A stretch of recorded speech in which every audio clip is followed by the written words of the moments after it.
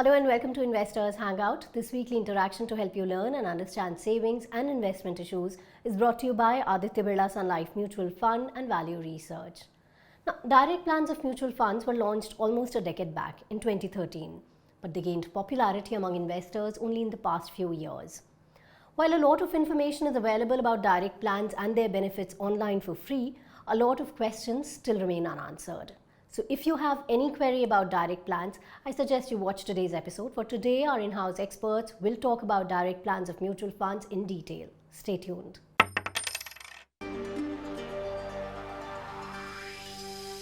When we talk about mutual funds, there are two types of plans, regular and direct.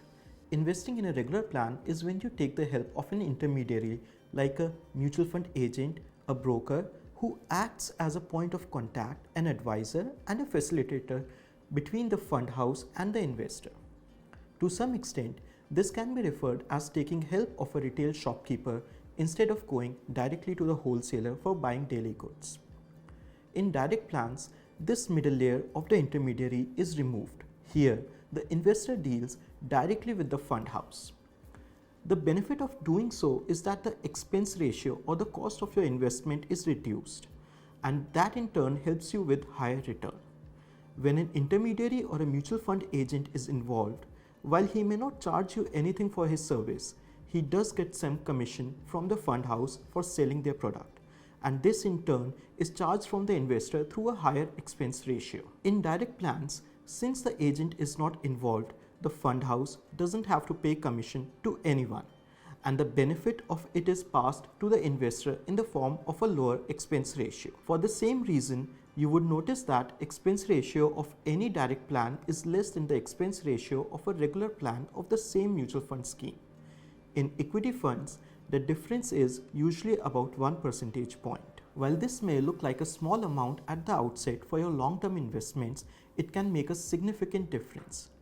Let's say the differential is about 1 percentage point and you are investing through an SIP of 10,000 a month. Assuming an annualized return of 12%, it can add about 4.5 lakh rupees to your portfolio in a period of 15 years. That is because of compounding also kicks in.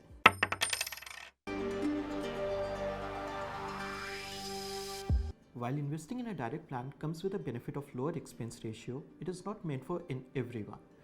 When you invest in a regular plan and take a help of the mutual fund advisor, he not only helps you choose the right mutual fund scheme, but more importantly with the paperwork and a lot more things. For example, during a market crash, it is very important to stay invested. Here, if your mutual fund agent is really good in his profession, he would act as a counselor and would convince you to stay invested throughout the bad phase of the market. When you invest in a direct plan, you do not get any such services from anyone. You are dealing directly with the fund house. So direct plans are only for someone who are experienced, who are nuanced investors, and more importantly, do not get anxious with the market ups and downs over the short period of time.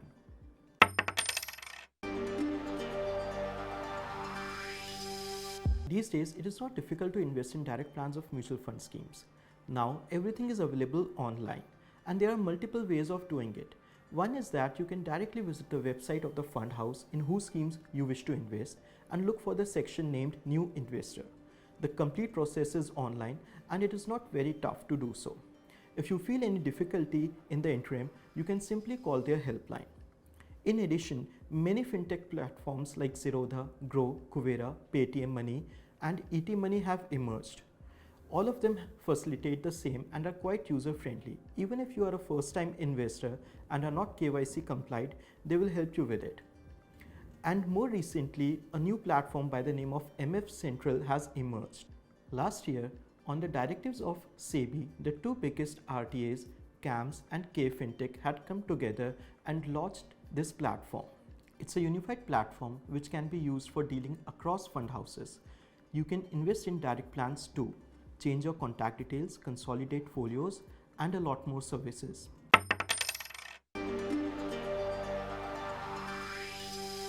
If you are already invested in a regular plan and now decide to move your money to the direct plan for any reason, you simply have to place a switch request.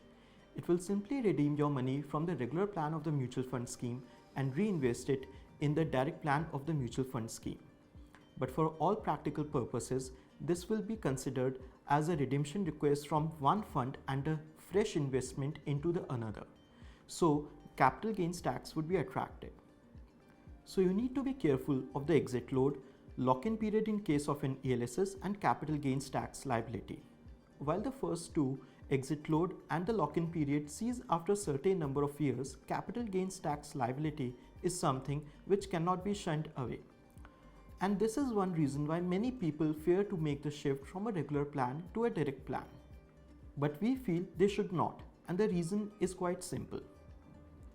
If you are going to continue this investment for many years, there is no point in paying extra expense if you don't need or are not getting the required service from your mutual fund agent. As mentioned in the graph a few minutes back, it can actually make a lot of difference over a period of 10, 15, 20 or more number of years. More importantly, you cannot do away with your capital gains tax liability completely. At the most, what you can do is you can only defer it. Even if you stay invested in regular plans, you will have to redeem the money one day on achieving your goals, be it 10 years, 20 years or 30 years from now, and then you will have to pay the taxes. So why not deal with it now and rather enjoy the benefit of lower cost and higher return? In fact, we are in a market situation where we are experiencing severe dips quite frequently, and such falls can be an opportune time to make the shift. Lower market level would mean lower capital gains and therefore a lower tax liability.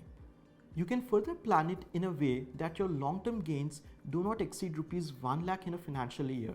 Long-term capital gains from equities are exempted up to 1 lakh in a year. Also, do not forget that the appreciation or gains up to January 2018 have already been exempted by the government through the grandfathering clause. So in a way, you have to pay taxes only after the gains beyond that.